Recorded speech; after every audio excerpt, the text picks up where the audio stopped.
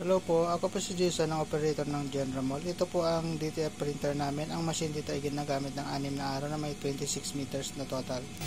Ito ang aming printer head.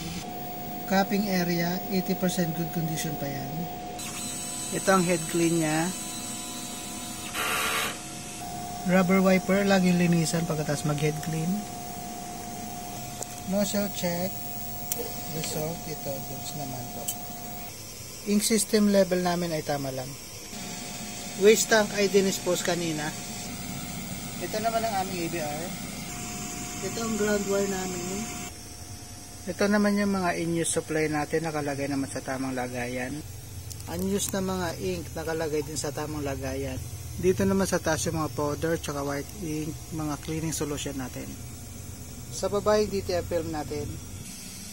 Daily output record natin.